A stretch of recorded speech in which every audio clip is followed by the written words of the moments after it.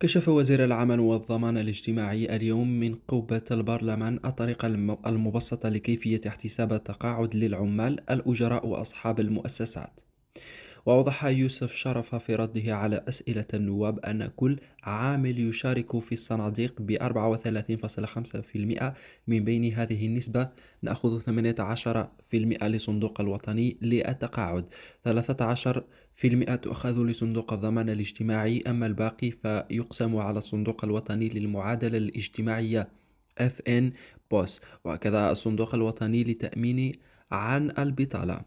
تابع يوسف أن التقاعد يحسم على قدر المشاركة والمساهمة. في حال المساهمة بأجر كبير يطبق عليه 18%، وفي حال المساهمة بأجر ضعيف يطبق عليه 18%.